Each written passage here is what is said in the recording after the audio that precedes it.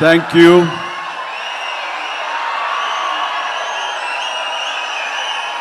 దూర ప్రాంతాల నుంచి, ఇక్కడ ఈ సిటీ నుంచి, చుట్టుపక్కల నుంచి, 2 రాష్ట్రాల్లోనే కాకుండా ఇతర రాష్ట్రాల నుంచి కూడా వచ్చేటువంటి ప్రతి ఒక్కరికి, మా మెగా ఫ్యాన్స్ అందరికీ హృదయపూర్వక నమస్కారం. అలాగే మీకు నూతన సంవత్సర శుభాకాంక్షలు, అలాగే ముందస్తుగా సంక్రాంతి శుభాకాంక్షలు.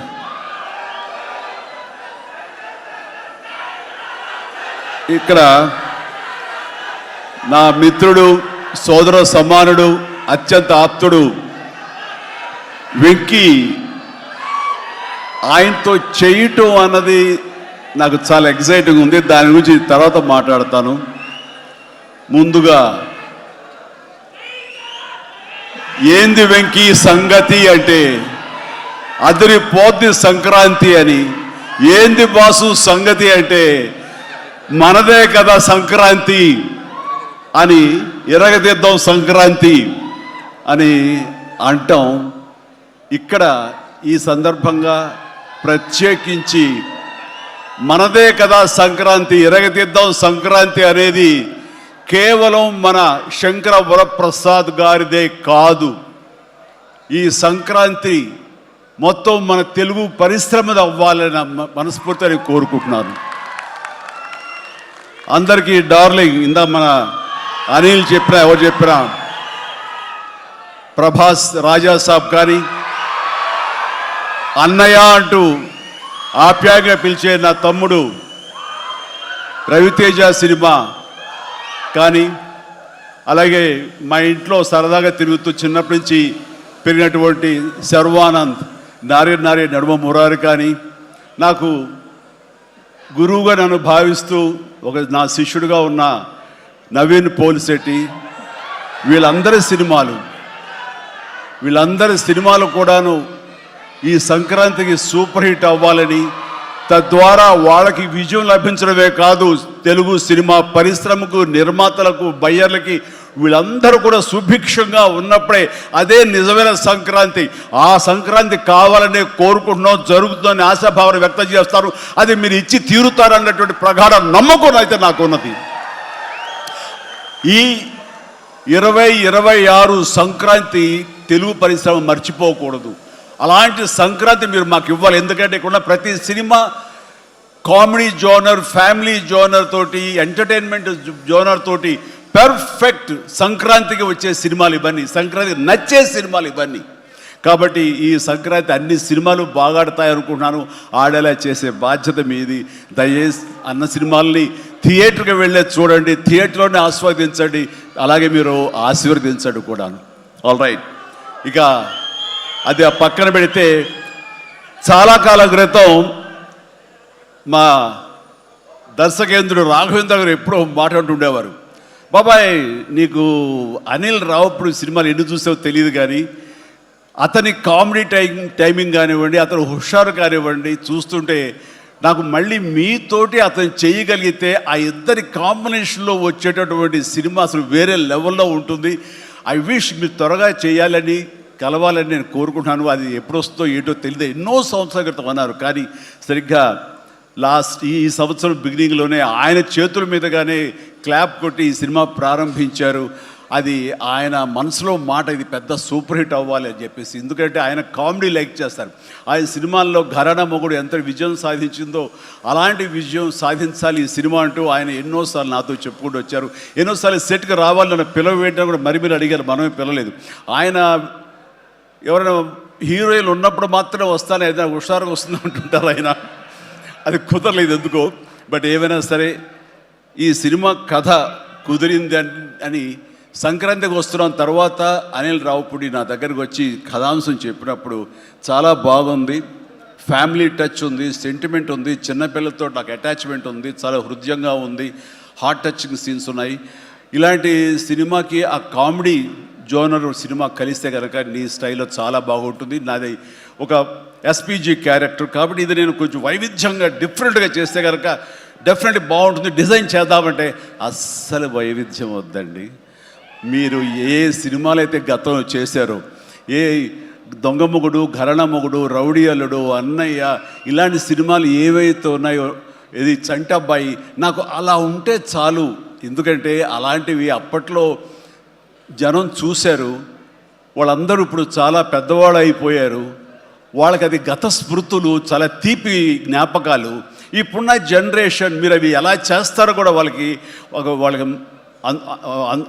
వాళ్ళకి ఏమీ తెలియకపోవచ్చు. కానీ అది ఇది తెలిసిన మధ్యలో పుట్టి మాలాంటి వాళ్ళం అది మళ్ళీ ఈ జనరేషన్ గుర్తు చేసి మీరంటే ఏమిటో తెలియచెప్పాలన్న నా ప్రయత్నానికి మీరు చెయ్యాలి. ఆ విధంగా నేను అన్నందుకు ఐ థింక్ ఓకే ఇంకా అలా చేయటం అంటే కనుక అది నా కేక్ ఒకటే. మీతో అలా చూడాలి నా కోరిక అంటూ ఎప్పుడెప్పుడు సినిమాల్లో ఏవేమి సీన్స్ ఉన్నాయో అవన్నీ కూడా పొందుపరిచి ఒక క్యాప్సూల్లా చేసి ఆయన దాన్ని ఫోన్లో పెట్టుకునేవారు.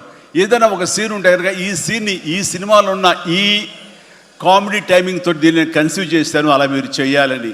అండ్ ఈ సీను ఈ సినిమాలో ఫలానా సినిమాలో ఘరణ మొగుడులాగా ఇలాగా వైఫ్ తోటి మీరు కన్సీవ్ చేసి అలా చేయాలంటూ చాలా చక్కటి హోంవర్క్ చేసుకుని నా బాడీకి నాకు ఏది కంఫర్టబుల్లో ఆ విధంగా తను ఆ సీన్స్ని కన్సీవ్ చేసుకుంటూ చాలా చాలా సరదాగా చేసుకుంటూ వచ్చాం. ఈ సినిమాలో నవీన్ మన అనిల్తో చేయటం అనేది నాకు ఒక చక్కటి ఎక్స్పీరియన్స్. అంటే ఈ ఎక్స్పీరియన్స్ ఎలాంటిది అంటే సినిమా షూటింగ్ అయిపోయిన ఆఖరి రోజున చాలా ఎమోషనల్గా ఫీల్ అయ్యాను నేను. ఎందుకంటే ఏదైనా ఒక సినిమా అయ్యిందంటే అబ్బా చాలరా అయిపోయింది, ఇంక చాలు గుమ్మడిగా కొట్టేస్తారు, ఇంక మనం వేరే సినిమా షిఫ్ట్ అయిపోవచ్చు అన్న ఆ మూడ్లో ఉంటాం. కానీ సినిమా అయ్యే రోజున ఆఖరి రోజు అయితే కనుక నేను ఈ కాలేజీ వదిలేసి వెళ్ళిపోయి ఆఖరికి చూడండి ఫేర్వెల్ పార్టీ అప్పుడు అందరూ ఒకళ్ళొకరు ఎమోషనల్గా ఉంటారు.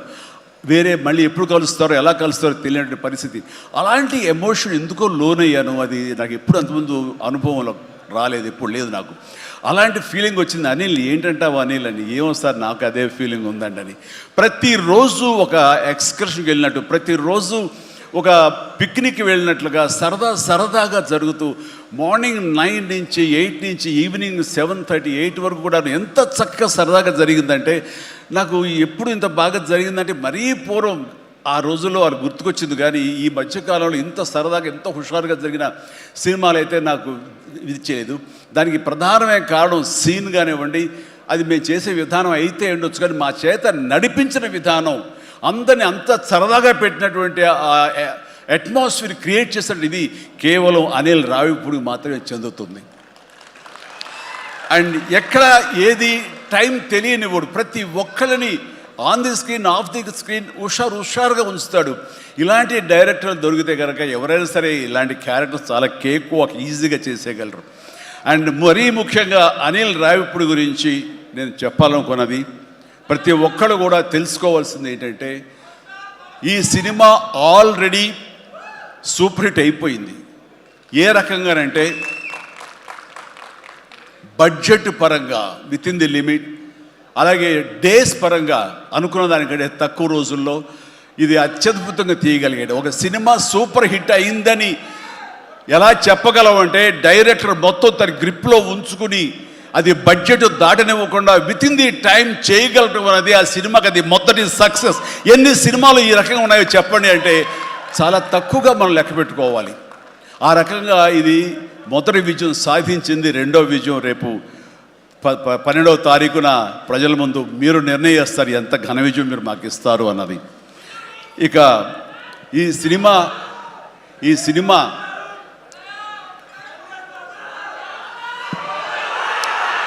ఓకే,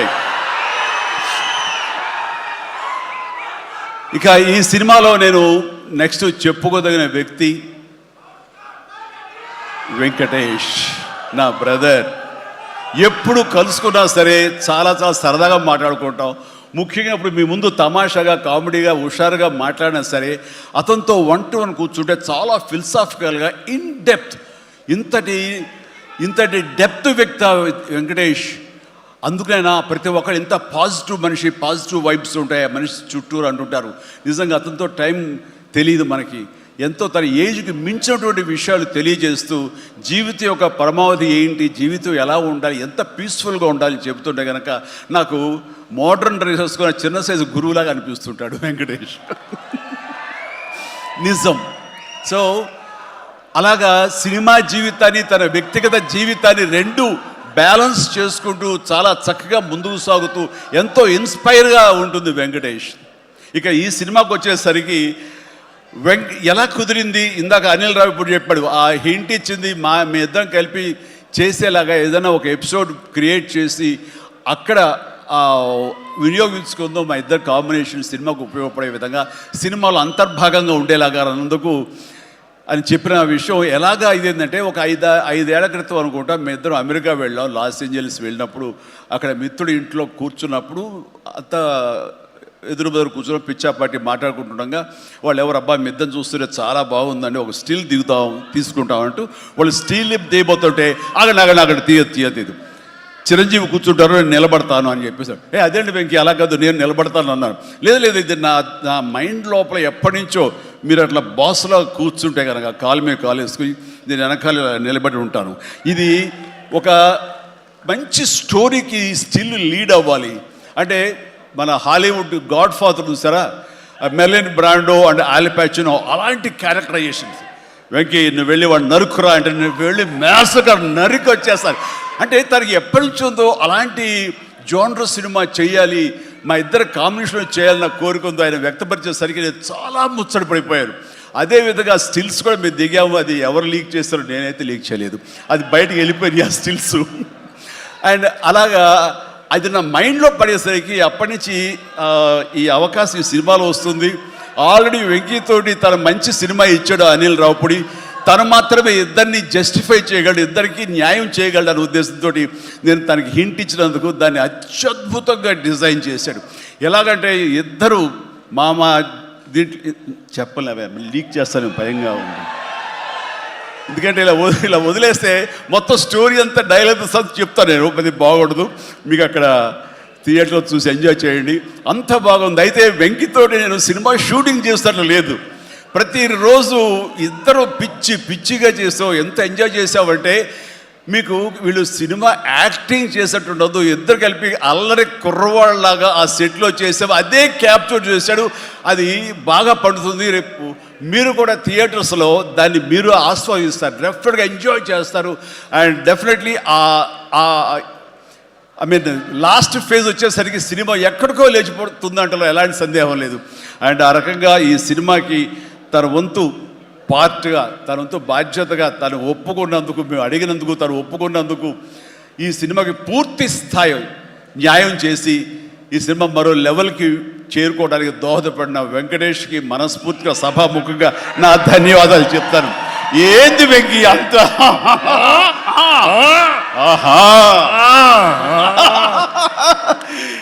ఇదే సరదా.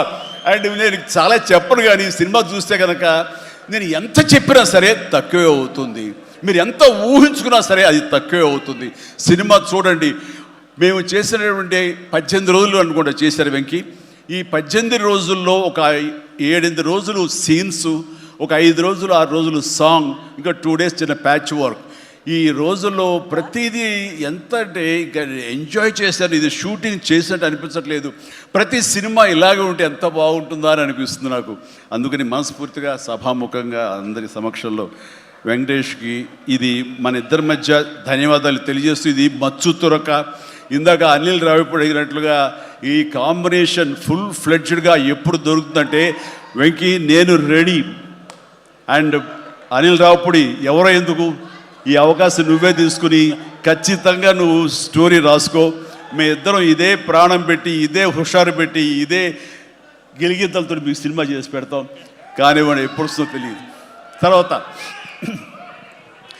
అలాగే నయనతార ఈ సినిమాలో ఏం చేశాడో, ఎలా ఒప్పించాడో కానీ మన అనిల్ రావిపూడి అంతకుముందు 2 సినిమాలు చేశాను, తెలుగు గాడ్ ఫాదర్ కానివ్వండి, లేకపోతే సైరా కానివ్వండి. ఆ సినిమాలో తను చాలా గుమ్మరంగా ఉంటుంది, తను పని చేసుకుంటుంది, డిగ్నిఫైడ్గా ఉంటుంది, వెళుతుంది. కానీ మళ్ళీ అసలు ఈ సినిమాలు అయితే ఎంత సరదాగా కలిసిపోయిందో, ఓ ఫ్యామిలీ గర్ల్ లాగా మాతో కలిసిపోయి మా కుటుంబ సభ్యురాల్లాగా తను ఉండి ఎంత సరదాగా చేసిందో. నేను అన్నాను, ఏంటి అనిల్ ఏం చేసిందో, ఏం మాట్లాడావు, ఏం కన్విన్స్ చేసావు, తను ఇవన్నీ ఒప్పుకోవడం ఏంటి, ప్రమోస్కు రావడం ఏంటి, అడగగానే తను చాలా రెచ్చిపోయి అసలు నయనతార నుంచి కొత్త నయనతారలా కనబడి చేసావు, ఏం చేసావంటే అడగండి సార్ కొనుక్కొని అంతే. అంటే నా ఉద్దేశం అటు ఇటు తిరిగేదిరా. ఏం చేశాడో తెలియదు కానీ డెఫినెట్లీ ఆ అమ్మాయి అంత ఇష్టపడుతుంది. అండ్ నయనతారని అంత ఇదిగా గుడ్ హ్యూమర్లో పెడతాడు, సరదా కబుర్లు చెప్తాడు. అండ్ తను పని చేసుకుని సీరియస్గా ఉండే మనిషి కాదు కాబట్టి వాళ్ళు కూడా అంత ఇదిగా లైక్ చేస్తారు. కాబట్టి తను ఏది అడిగినా వెంటనే ఎలాంటి ఇన్హిబిషన్ లేకుండా వాళ్ళు ఒప్పుకుంటారు. అదే జరిగింది, అంత గుడ్ హ్యూమర్లో పెట్టాడు కాబట్టి ఈ సినిమాకి అమ్మాయి యాడెడ్ అట్రాక్షన్ అయ్యింది. నయనతార ఇందులో కనిపించిన తీరు కానీ, తను చేసిన విధానం కానీ, ఆ సోఫిస్టికేషన్ యాక్టింగ్ కానీ, భారీగా తను నటించి మెప్పించింది కానీ వావ్ బాగుంది. అంటే ఆ అమ్మాయే లేకపోయి ఉంటే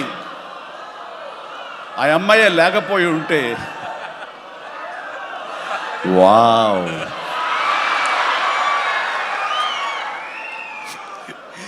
ఇది కూడా క్యాప్చర్ చేస్తాడు. ఈ వావ్ ఎక్కడొస్తో మీ సినిమా చూస్తే తెలుస్తుంది.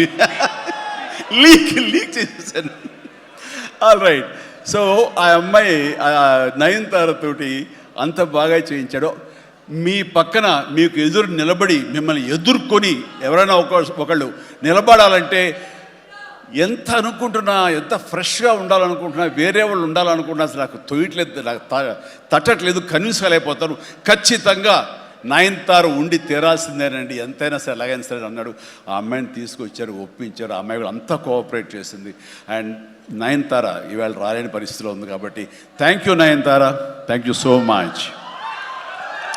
ఇక ఈ సినిమాలో సచిన్ కేల్కర్ క్యారెక్టర్ యాక్టర్గా, అండ్ నాతో పాటు నా టీంలో చేసినటువంటి హర్షవర్ధన్, అలాగే అభినవ్, ఇతర నటీనటులు, అండ్ క్యాథరిన్ కూడా మా టీంలో ఒక పార్ట్ లాగా ఉండి తను చేసి చాలా ఒక నిండుదనం గ్లామర్ తీసుకొచ్చింది. ఆ అమ్మాయి కూడా అందరికీ ప్రతి ఒక్కరికి నా ముందస్తు శుభాకాంక్షలు తెలియజేస్తాను, అభినందనలు. ఇక ఈ సినిమాలో ప్రత్యేకంగా నేను చెప్పాల్సిన టెక్నీషియన్స్గా వస్తే, భీమ్స్ అత్యద్భుతమైన మ్యూజిక్ ఇచ్చాడు, very organic music.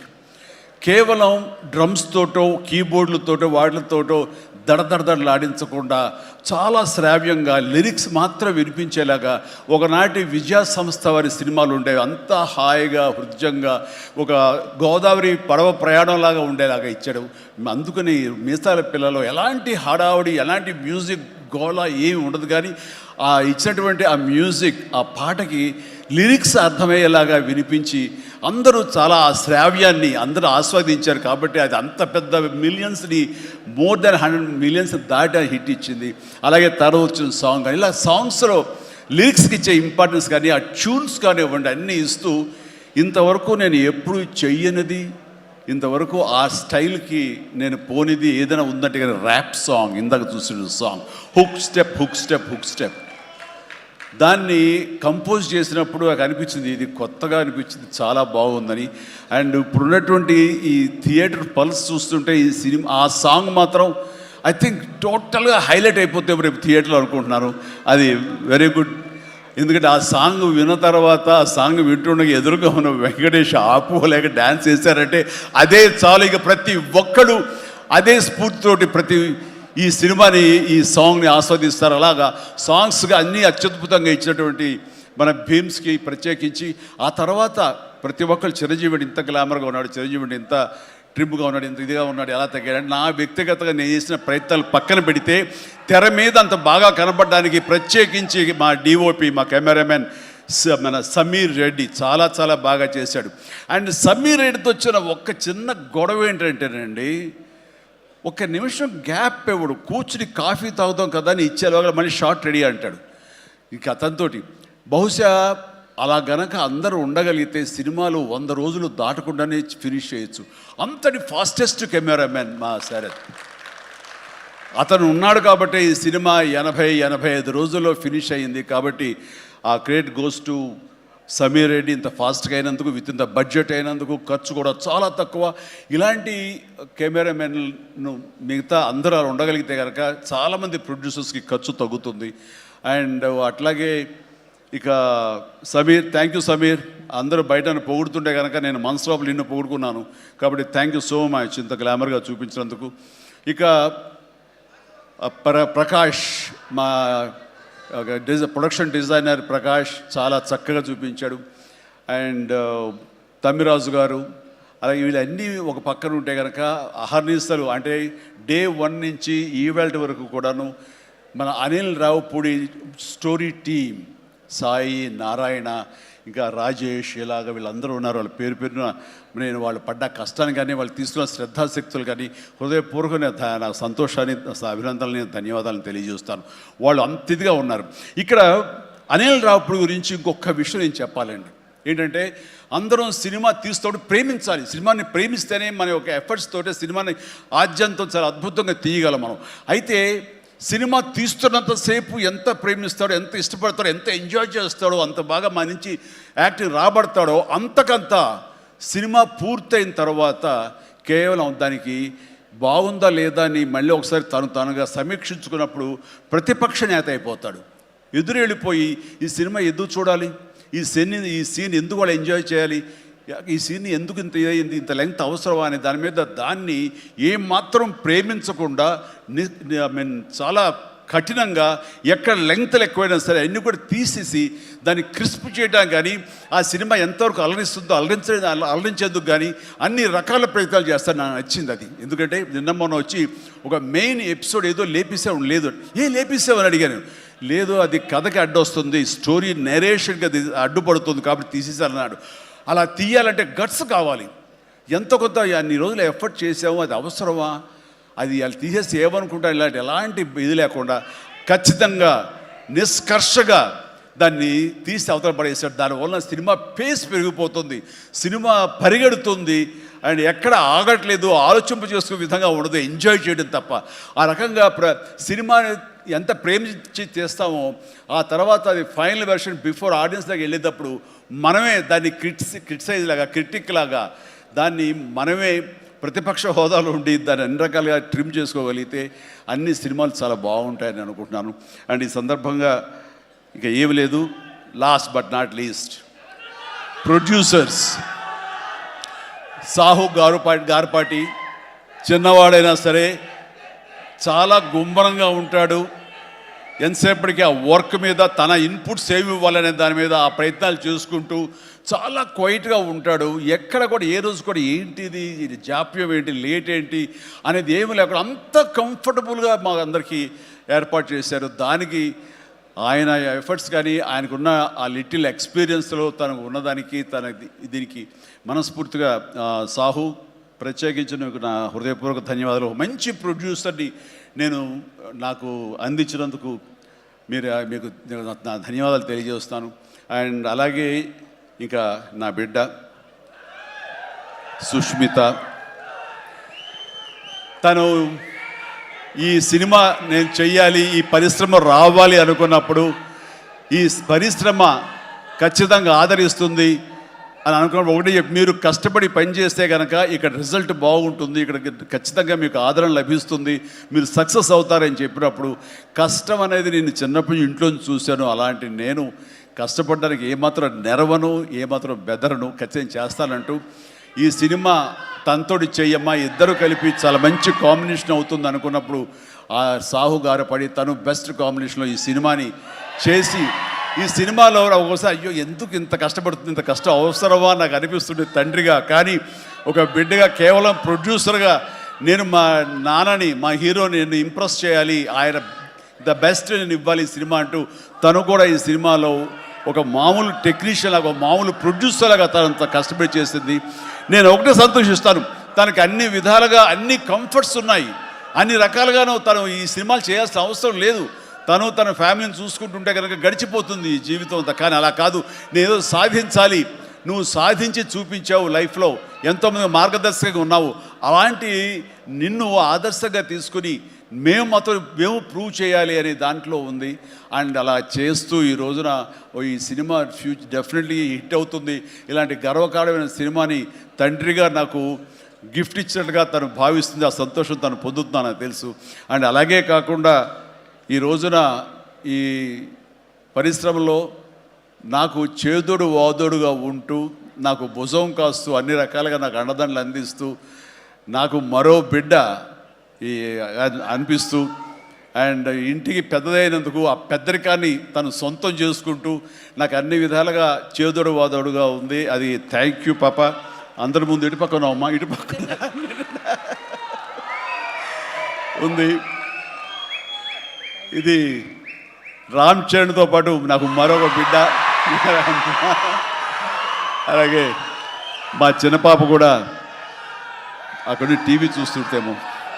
Thank you నాన్న. ప్లీజ్ ఇదే రకంగా ఉండండి, ఇదే కష్టాన్ని నమ్ముకోండి.